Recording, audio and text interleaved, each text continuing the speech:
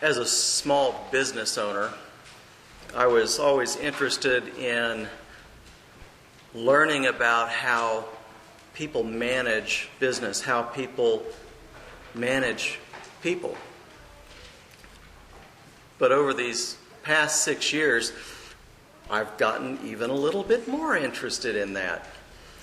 And combining that with, this might shock you guys, but with my love of cars, and particularly Ford Mustangs, I was interested in a man named Alan Mulally. But I was also interested in a guy named Steve Jobs. Now, these are two iconic CEOs in American business history. Turnarounds of companies that were unprecedented in business history. And when I was reading the biographies of Steve Jobs and Alan Mulally, I was at that time particularly looking for the commonalities, the things that they had in common in the way that they managed both the process and the people. I was looking for things they had in common that might show a thread, a theme for successful business management, and how that might apply to a pastor.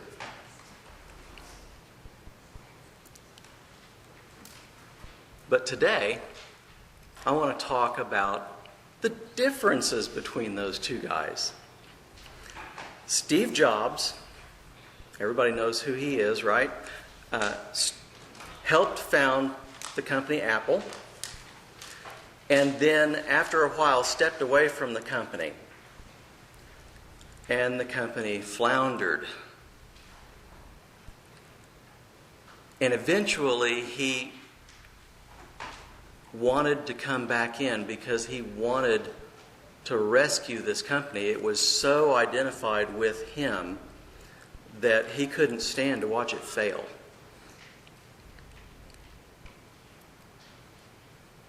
And when he came back, he implemented a series of changes that turned the company around and made it the most profitable, the most capitalized company in American business history.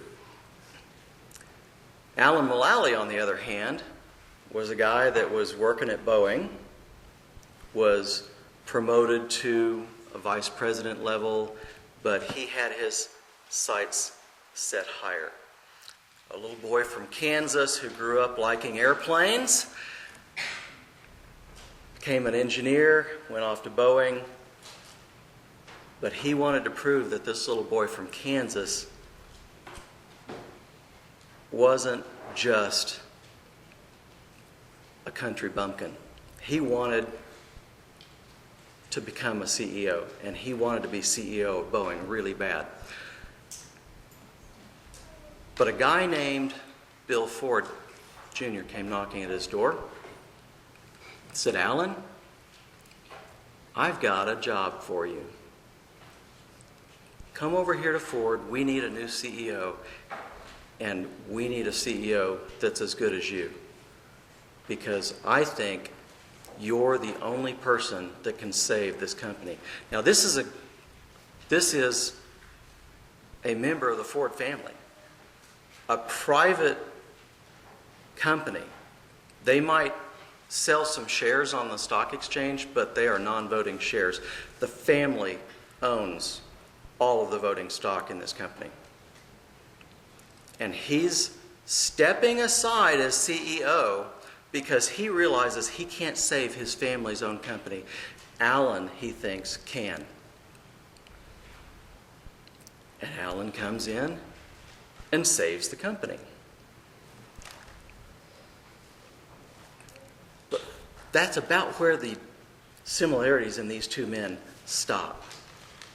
Steve Jobs had this thing that people called the Steve Jobs reality distortion field. He came in and said, I want to create a computer that is this thin, that is this small, that can do more than the computers that went to the moon with the Apollo 11 crew. Oh yeah, and it's going to be a phone too, but it's going to be so much more than that. And everybody said, you can't do that. It won't work. We can't, the technology doesn't exist. We can't make things that small. And Steve said, I didn't hear you. We're going to do this, and we're going to make it work. And if you don't think you can do it, there's the door. And when someone failed at their task, Steve Jobs, in front of the entire team, would ridicule them, would belittle them, would humiliate them, excoriate. I mean, he was ruthless. But as long as you were doing what he asked, he would stop at nothing to make sure that you had what you need to achieve his goals. And he had a way of just making it happen. Business didn't have any money for research and development. That's okay. Steve could sweet talk anybody. And he did. And he found the money. And now we have these things called smartphones. The Steve Jobs reality distortion field worked. But the people that worked for him didn't love working for him because he was such a warm, fuzzy, cuddly, kind guy. These were people that just loved the challenge and wanted to be a part of something that was going to change the world.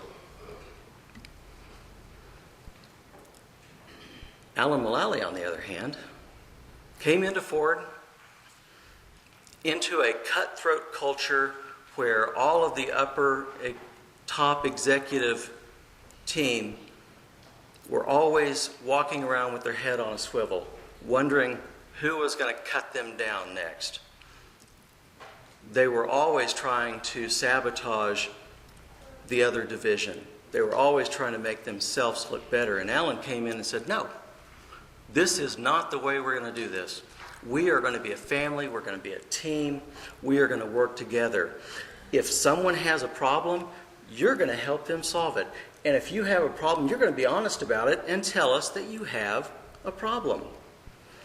We're going to share and we're going to work together.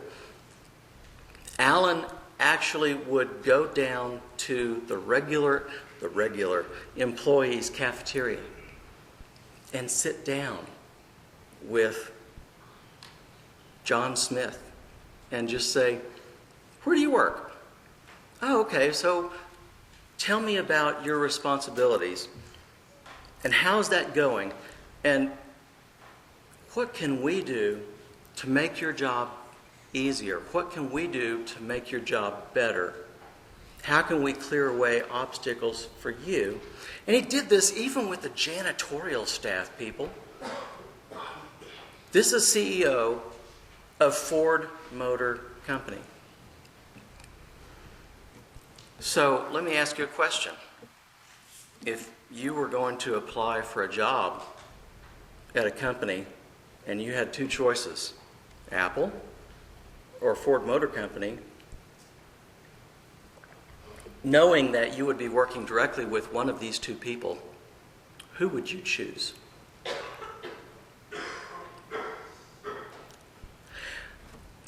That's the point that Jesus is trying to get across in our gospel reading today. Some people have looked at this and they look at verse 9 and 10 and they think, oh, this parable is about persistence in prayer. ask, seek, knock. And in the Greek, it actually means ask and keep on asking, and seek and keep on seeking, knock and keep on knocking. But it's not about persistence in prayer. And the story before that and after that give us the right lens to look through. So we'll get back to what the ask and the seek and the knock is all about later. Jesus tells a story about a friend who goes to someone else's house, his neighbor, and bangs on the door in the middle of the night. It's maybe 2 o'clock in the morning. And his friend is banging on the door saying, hey, do you have 3 cakes of bread? We're not talking about loaves, okay? If you ever have dinner with Fatty and I and we serve you a Lebanese dinner, the little pitas, that's what we're talking about, okay? This friend is asking for an extremely insignificant amount of food just so that he can look like a good host to this total stranger, to the guy in the house at 2 o'clock in the morning. Now, the way the houses in Israel were constructed, you have a main room that is about 1.5 stories tall, and that's the main door to the house from the street comes into that room. Now there's a back door that the family uses, and there's an outdoor kitchen, and you come in that back door, small little hallway, and you can go into a storage room where they stored all of their food before it was cooked. And then it opens into that main room again. Up in a little loft, there's another door that goes into a bedroom that's over the storage room. And that's where the whole family slept. Okay, so you've got a whole family up in this mezzanine area, sleeping in a bed, sleeping on the floor, all around mom and dad. And the front door is down there. So you hear the banging on the door and the friend asking for 3 little pitas. And he's thinking, if I get out of bed, I'm going to wake at least 3 of these kids up. This ain't good. Oh, and besides that, the Middle Eastern tradition of locking a door before you go to bed, yeah, that door was locked, and then locked again. This was extremely inconvenient. But because the guy was so brash, the friend gets up and does it.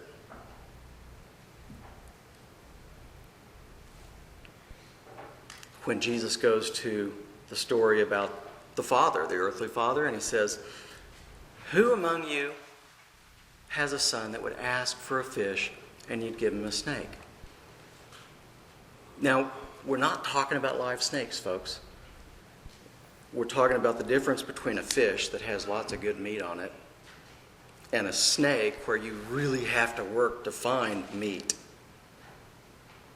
Or you're talking about an egg, which is very nutritious, protein, really good. I like eggs. Or a scorpion. Is there any meat on a scorpion? Can you eat a scorpion? There's nothing there to eat. It's just all crunch.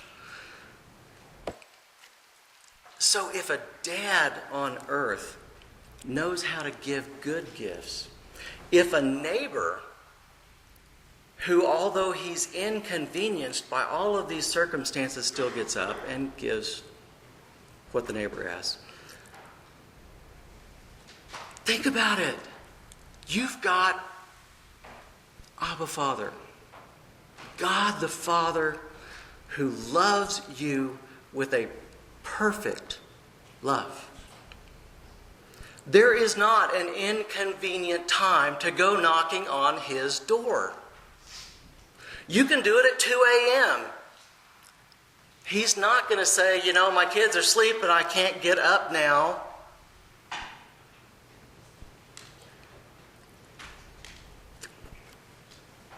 What is stopping us from praying this prayer?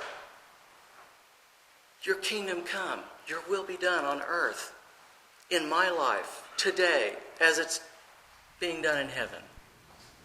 What's to stop us from asking, God, Father, Abba, Father, good Father,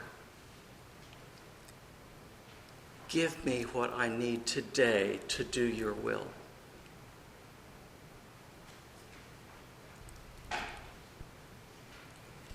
We're not talking about the difference between Alan Mulally and Steve Jobs, guys. We're talking about the creator of heaven and earth who, when we rebelled against him, stopped at nothing to restore us. If that doesn't make you want to pray,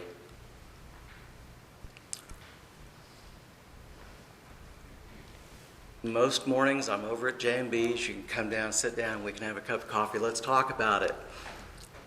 This ought to get you excited about praying. We have such a good Father that we can be confident that He hears our prayers and He answers them immediately. And so, let's ask for this petition today. And then tomorrow, let's ask for the next petition. And tomorrow, let's ask for the next thing we need. Let's seek. And when He gives, when we find, well, tomorrow, let's seek again. Let's knock. And tomorrow, well, let's knock again. And the day after, let's knock again. Because we know each time we do, the Father is going to give us what we ask in His name.